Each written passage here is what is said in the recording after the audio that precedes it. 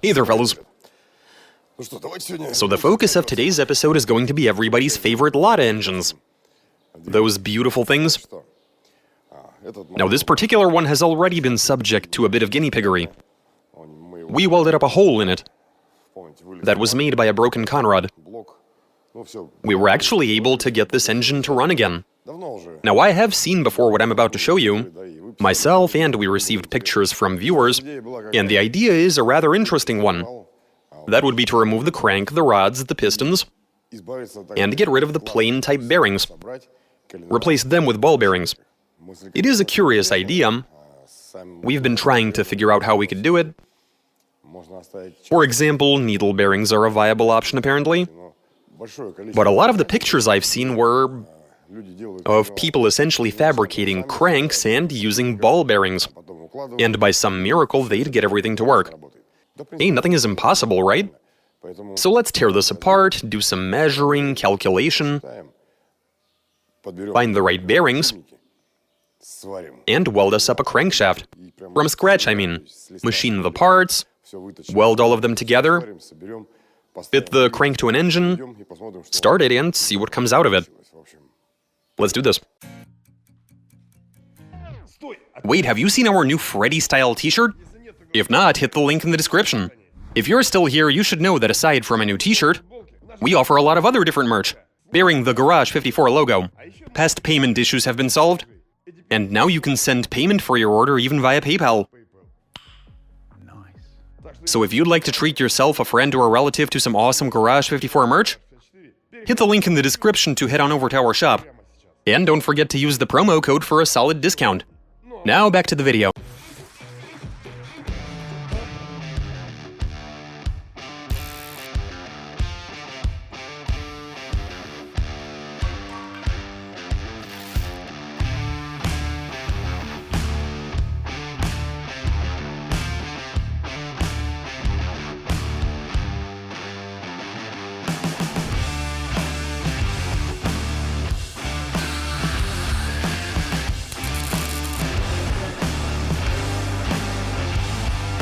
We make a fully custom ball-bearing crankshaft. Translation and voiceover by BMI Russian.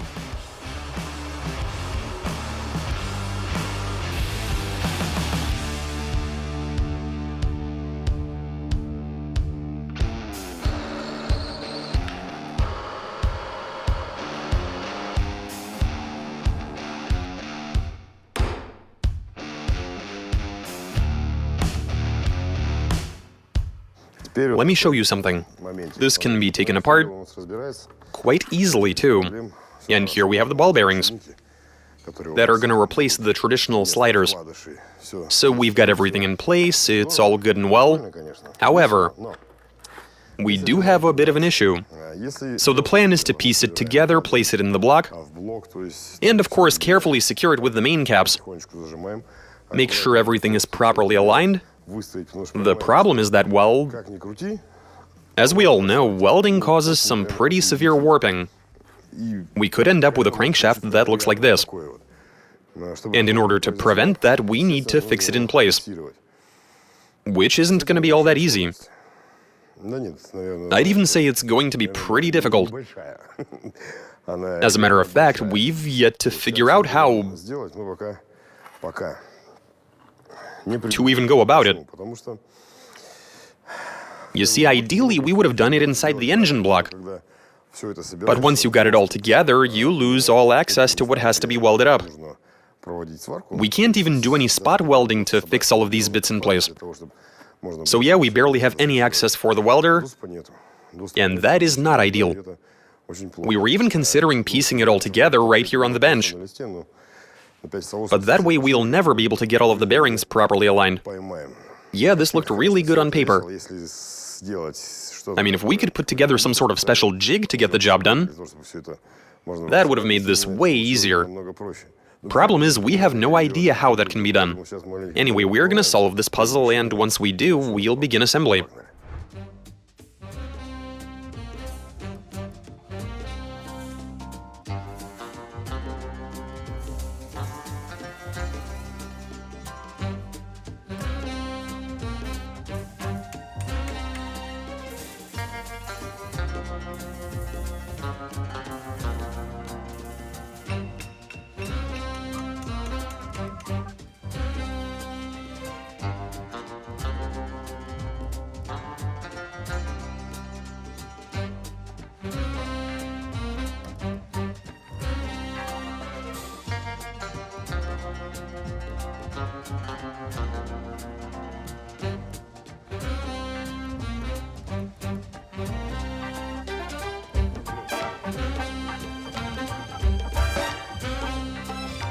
Okay, so here's where this is going. The crankshaft, well, we did have some trouble welding this together, but we got there. Everything is looking good, and it's even all decently aligned. Though after the tack welding stage, we did have to do a bit of fine-tuning with a hammer.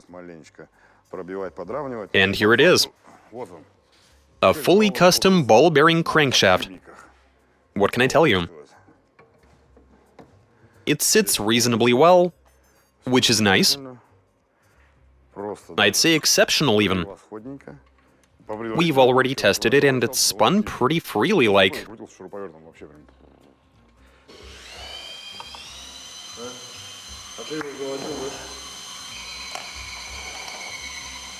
Alright, check this out. The crank is in place and I have no problem turning it over. Allow us to demonstrate.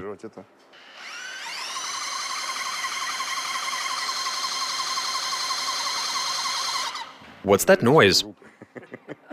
Is one of the bearings dry or something? So with how nice everything is shaping out to be, I think it's time to sort the conrods. Which also isn't that simple of a matter. You see, we weren't able to find matching bearings for the rods. The ones we got are a bit oversized compared to the bore on the conrods. And so we're gonna machine the rods, install them, and after that we can do some real testing with the engine fitted to a car.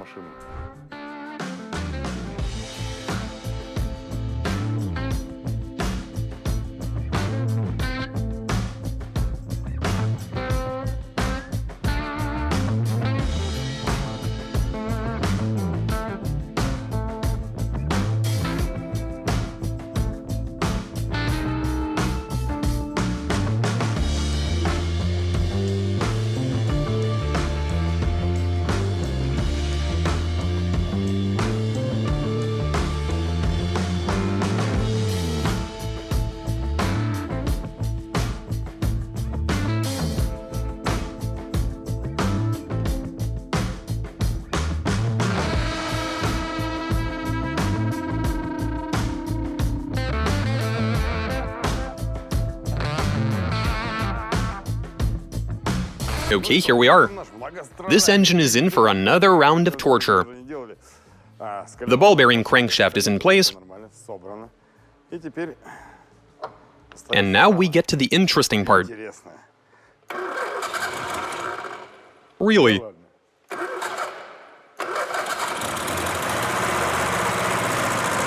It started rather happily.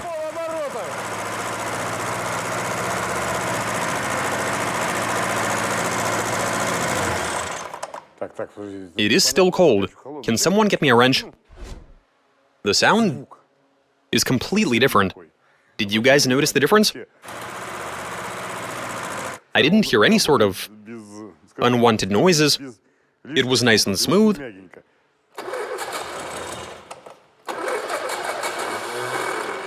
We really should have replaced the starter.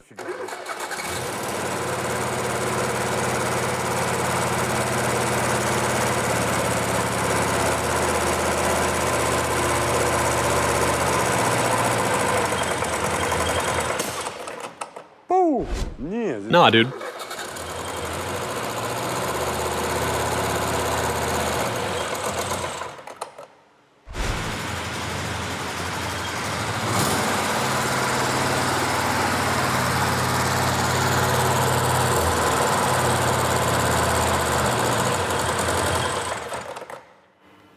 I don't know, it's kinda like a diesel. Well, I wouldn't go that far. It's weird. Well, perhaps it's down to the old carburetor.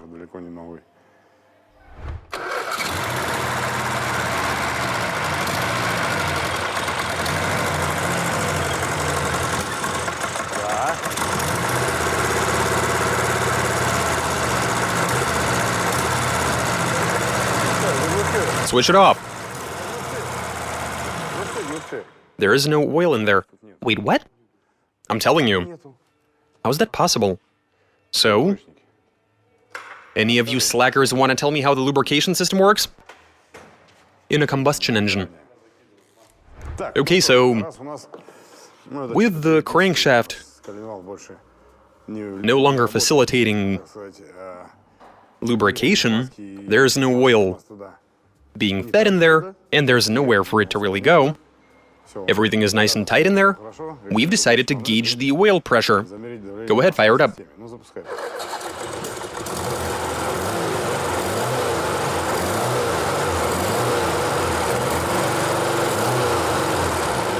A solid 4 bar. That's fairly decent, I'd say.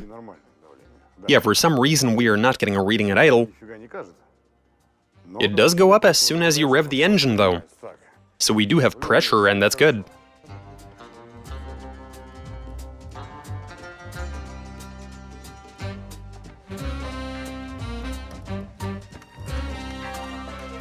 Okay, so we were having doubts as to whether there was oil making it to the camshaft. How are we going to check, though? Show us one more time, come on. We'll let you do the honors. You can sort of loosely cover it to keep it from spraying onto the windshield. Wait, dude, we still have to... We do need visual verification, right? Go ahead, crank it. Oh yeah, we have a very healthy oil supply. Why didn't we see a fountain, though? Now that's from the chain. But the cam is definitely getting enough. You can see the oil dripping. I could literally hear it coming up. Oh, someone has a musician's ear. You'll be on listening duty. Okay, now I'm curious why we started having doubts. Where did they even come from? As a matter of fact, there's plenty of oil making it up. I mean, no wonder with the pressure being so high. There is a slight problem, though. So when the oil is being squirted via the crankshaft to the journals and towards the conrod, well, the conrod has a channel, right? The purpose of which is cylinder lubrication? To lubricate the cylinder and the pin. It splashes oil onto the cylinder wall and squirts up into the piston, where it also lubricates the piston pin. Aren't there also additional holes next to the pin, through which more oil is supplied to the cylinders? Indeed there are. And the oil provides cooling for the skirt. You're absolutely right. But what's the current situation? The crankshaft won't be splashing any oil. Don't worry, it'll be delivered with the fuel. You added oil to the fuel? Sly move. What kind of oil? Two-stroke? You all heard that, right? Sergey has gone ahead and added two-stroke motor oil to the fuel in order to provide lubrication for the cylinder walls. I guess that might have been the right move. Okay, let's see if this holds up then. What's important is the engine did start, and that's a good thing. All right. We are ready for testing.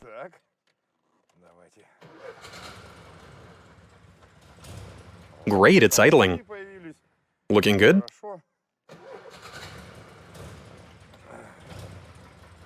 Let's go.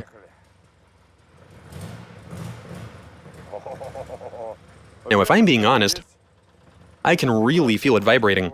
But then we didn't do any additional balancing. Oh, why is it stalling? Yeah, it is vibrating. But nothing a bit of balancing can't fix.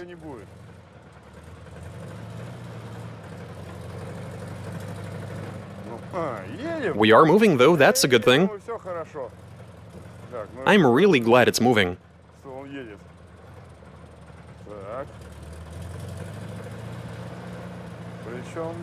And I expect the acceleration to be pretty strong, with how much lighter the makeshift crank is compared to stock.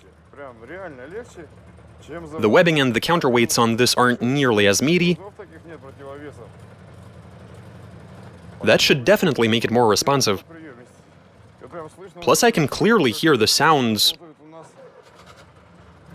The camshaft, the valve train, and so on. We seem to be doing well.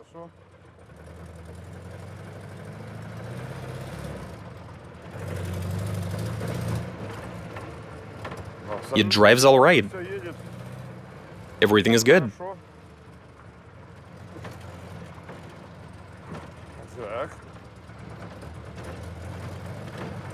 I do hear a lot of rattling, but then the car itself is pretty beat up, so... Awesome.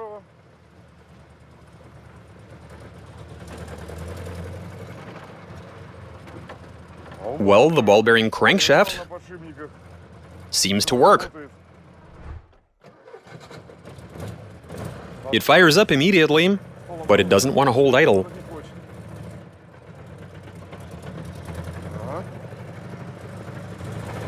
And it's developed a knock. What happened? Something is definitely wrong. That wasn't there before, what's up? The vibration just got a lot worse. Is the crankshaft broken? I didn't even drive that far.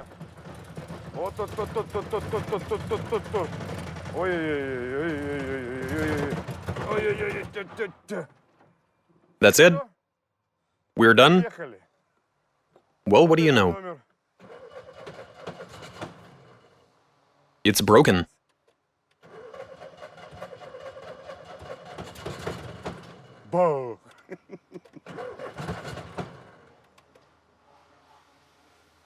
Yeah, it ain't going anywhere. It took a week for me to make and you broke it? Yeah, but I mean, I was being very gentle. Let me have a look. Sure, knock yourself out, but what do you want to look for? Nothing would have happened to the block, I can tell you that. Wow, is it shaking? We're done. Oh yeah, sure, let's go. Yeah, I can throw it into gear. Three's a party, join the fun. Why do I always have to get out and push? I mean, I do want to go for a ride sometimes. If you want to try push starting it, by all means.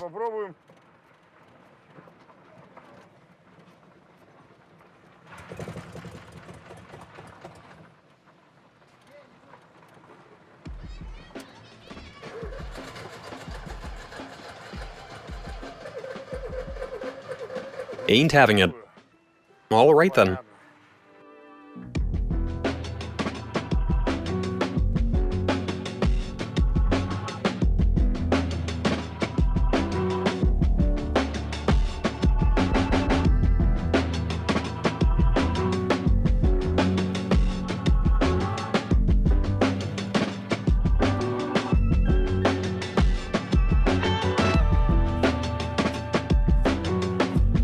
Okay, here's the situation. We've taken the engine apart. Take a look at this. This is quite disappointing. This journal in the middle, also this main journal. I mean, just look at them. And that's not even all the damage. There you go. Over here we can see that this main journal is broken. This rod journal is good. So is this one? Nope, one of them is actually broken. Now the reason for this is quite simple. There was only so much welding we could do. With the limited access we had, we didn't have much room at all. Now by the coughing and sneezing noises the car was making, we can deduce that the timing was completely off. Anyway, now let's have a look at the pistons. Oh, this is just lovely. With how badly the timing was thrown off, check this out. It appears that the pistons have collided with the valves.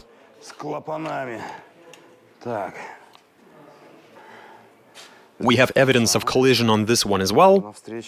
And over here, look at that. So that's 3 pistons. As for number 4, this one has recesses for the valves, so it got lucky. It's a newer style piston with the recess, and it remains unscathed. But then I don't think there would have been contact anyway. I mean, the crankshaft obviously held up all right in this area, but then again, if the whole thing was out of whack, then the cam position relative to it was wrong. Yeah, that would explain the contact in those 3 cylinders. It's not because I mean, the journals got shuffled around, the chain, the timing was off, and we saw a bit of valve-on-piston action. Well, thankfully nothing broke. So it is possible to make a custom crankshaft. We bought some rolling contact ball bearings for the purpose, of the double-row variety. Though I do suppose that needle bearings would have done better. But hey, this is what we decided to go with. They were the right diameter. As for the end results, well, the engine was running very well at first. It was good while it lasted, let's say, while the welds were still intact. We all know what welders say when asked about their welds. Of course they're gonna hold up, until they break. And that's what we're dealing with here. But hey, it worked for a bit. This is a thing, we made it happen. Though for perfect operation, we really should have done some proper balancing. At the end of the day, anything is possible, even when you're working from a garage. And that's all I got for you. Watch us, subscribe, send in your suggestions. Maybe we can still do something with this. Comment, give us a big thumbs up. All right, catch you later.